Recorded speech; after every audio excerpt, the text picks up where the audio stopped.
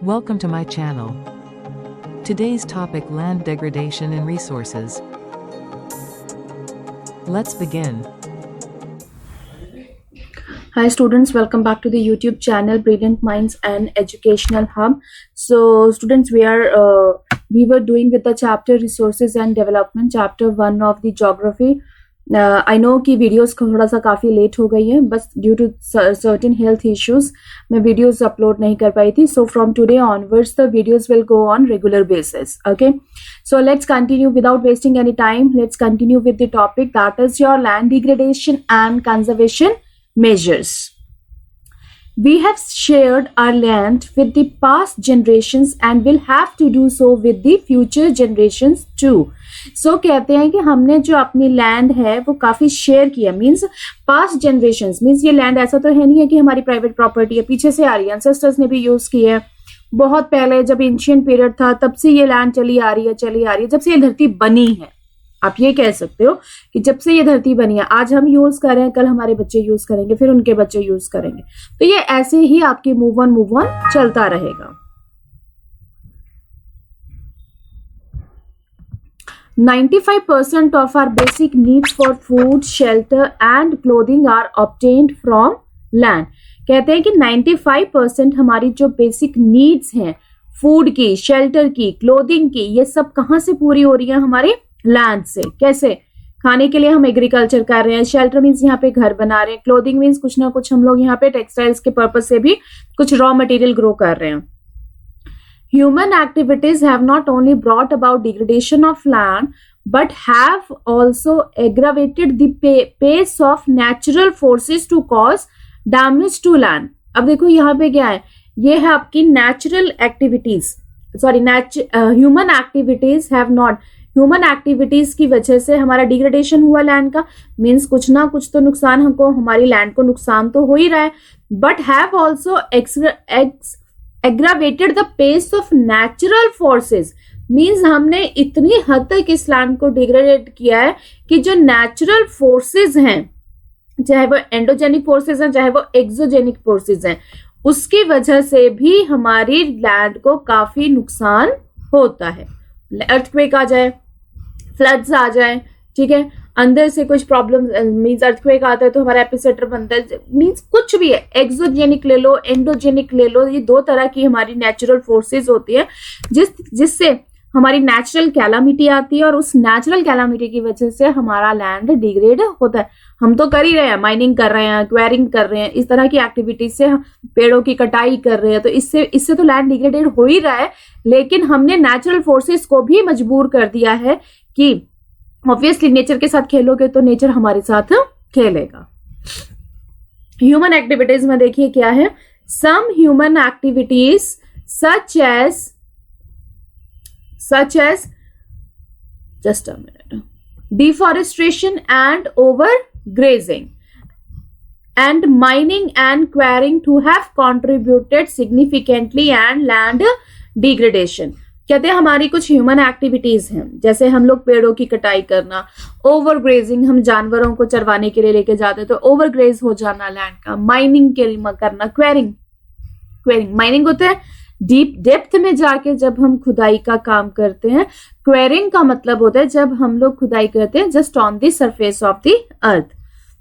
To have contributed significantly in land degradation. तो ये human activities which are responsible for the land degradation, they are deforestation, overgrazing, mining and quarrying. Next देखो, mining sites are abandoned after excavation work is complete. कहते हैं कि mining sites को हम ऐसे ही छोड़ देते हैं जब हमारा खुदाई, एक्सकवेशन मींस खुदाई का काम पूरा हो जाता है, और एक तरह से कह देते हैं कि ये देखो डीप स्कार्स, इतनी डेप्थ में हम लोग खुदाई कर देते हैं जिसकी वजह हम उसको ऐसे छोड़ के चले जाते हैं, और ट्रेसेस ऑफ ओवरबर्डनिंग. तो ऑब्वियसली हमने लैंड को पूरी तरह से क्या कर दिया, डिग्रेड कर दिया. States like Jharkhand, Chhattisgarh, Madhya Pradesh and Orissa, deforestation, यहाँ पे हमने पेड़ों को काटा. क्यों काटा? क्योंकि हमें उसमें क्या करनी थी, माइनिंग करनी थी, और उसकी वजह से क्या हुआ, हमारा बहुत सारा जो लैंड था वो डिग्रेड हो गया. In states like Gujarat, Rajasthan, Madhya Pradesh, Maharashtra, overgrazing, यहाँ पे देख लो, overgrazing is one of the main reason for land degradation. एक ना साइड पे एक चार्ट सा बना लेना, चार्ट में क्या लिखोगे आप. एक आ गया आपका डिफॉरेस्ट्रेशन.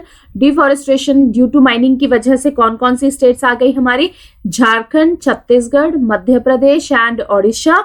उसी तरह से हमारा ओवरग्रेजिंग की वजह से जो लैंड डिग्रेड हुआ है वो है Gujarat, Rajasthan, Madhya Pradesh and Maharashtra. In the states of Punjab, Haryana, western Uttar Pradesh, over irrigation. Third point, over irrigation जो है रिस्पॉन्सिबल है लैंड डिग्रेडेशन के लिए. वो कौन से स्टेट्स हैं, पंजाब, हरियाणा, वेस्टर्न उत्तर प्रदेश. ठीक है. Due to water logging. Water logging होता है जब आपका पानी एक जगह पे खड़ा रहता है. ठीक है. लेडिंग टू, अब वाटर लॉगिंग से क्या हुआ, जब वो पानी बहुत सारा खड़ा हुआ, आपका लैंड डिग्रेडेशन हो गया ड्यू टू वाटर लॉगिंग, तो वहां पे सैलिनिटी का कंटेंट और एल्किनिटी का कंटेंट जो है आपका सॉइल में वो बढ़ जाता है. ठीक है. देन उसके बाद देखिए आप मिनरल प्रोसेसेस, जैसे कि मिनरल प्रोसेसेस जैसे ग्राइंडिंग ऑफ लाइमस्टोन. लाइमस्टोन की ग्राइंडिंग हम करते हैं किस चीज के लिए, सीमेंट इंडस्ट्री के लिए. सीमेंट इंडस्ट्री में आपको पता है सीमेंट में बेसिकली जो मेन कंटेंट है वो क्या है आपका, limestone. And calcite and soapstone जो होता है वो किसके लिए, आपका सेरामिक इंडस्ट्री के लिए, जो बहुत ज्यादा dust, huge quantity of dust in the atmosphere. See देखो, मिनरल्स है आपके मिनरल प्रोसेसिंग इंडस्ट्री, जैसे कि लाइमस्टोन को ग्राइंड किया हमने सीमेंट इंडस्ट्री के लिए, कैल्साइट को और सोपस्टोन को किया सेरामिक इंडस्ट्री के लिए. यहां से देख लो सीमेंट इंडस्ट्री में क्या यूज हो रहा है, लाइमस्टोन, और सेरामिक इंडस्ट्री में क्या यूज हो रहा है, कैल्साइट और सोपस्टोन. याद रखो, generate huge quantity of dust in the atmosphere. जब ये ग्राइंडिंग का काम करोगे इनका मिनरल्स का, तो उससे क्या होगा, हमारे एटमॉस्फेयर में बहुत ज्यादा डस्ट आ जाएगी. It retards the process of infiltration of water into the soil after it settles. Just a minute. And yes, it retards the process of infiltration of water into the soil after it settles down on the land. In recent years, industrial effluents as waste have become a major source of land and water pollution in many parts of the country. ठीक है.